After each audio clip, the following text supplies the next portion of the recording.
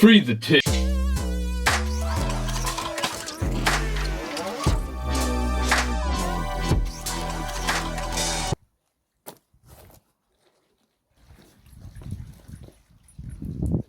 Welcome everybody to a very special episode of Would I Hit That?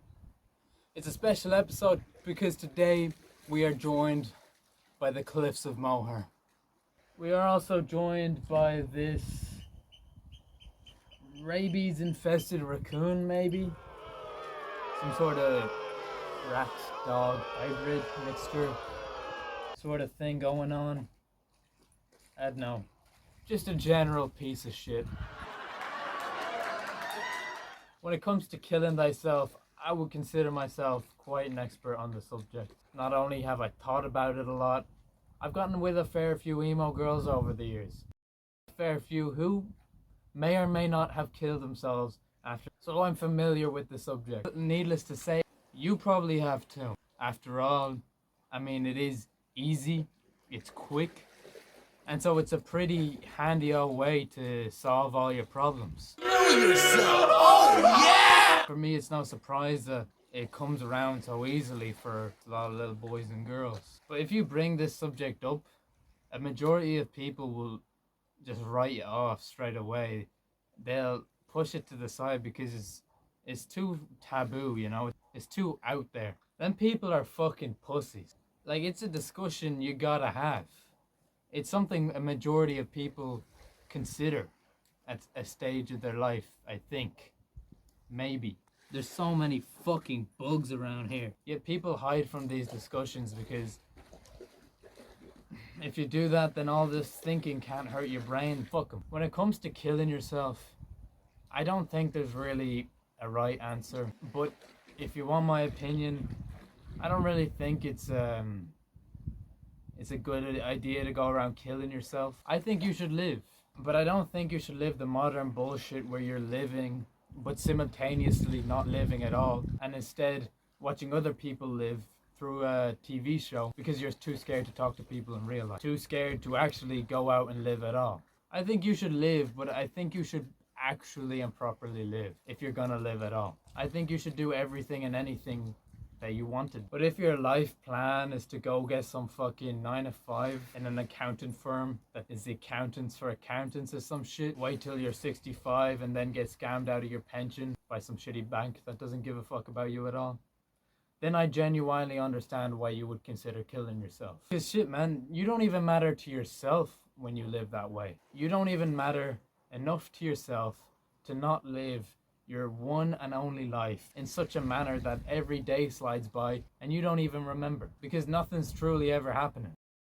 I'm not saying that I have any idea of how you should live your own life. One thing I'm certain of is that ain't it.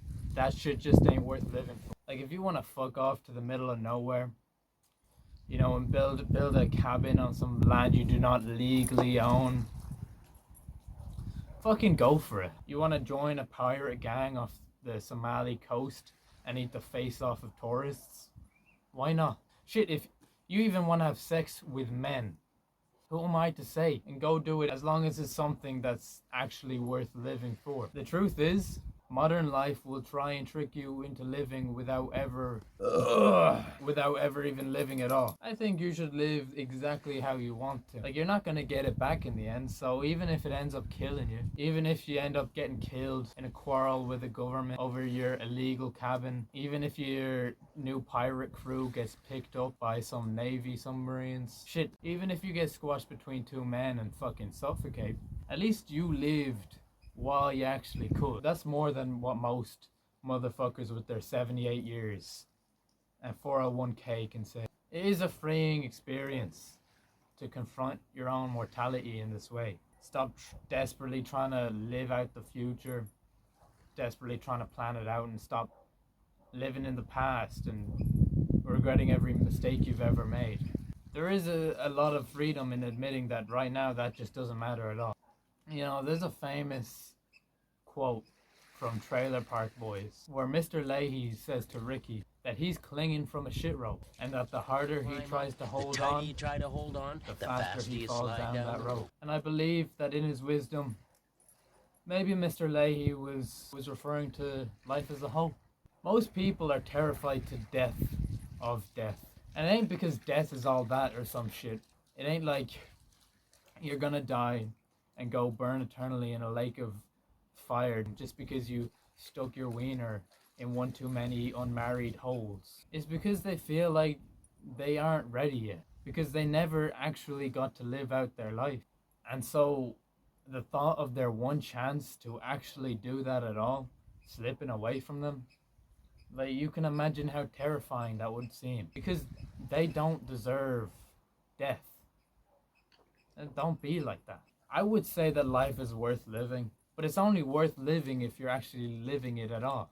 Like, if you're just letting the days waste away and sitting in your bed like a fucking beanbag, then there is no difference between life and death in the first place. You weren't doing shit when you were alive, and you probably won't be doing shit once you're dead neither. Because do not get that fuck. Do whatever it takes to live that life, that type of life that you've been fantasizing about. You nasty cunts. Oh. You see that?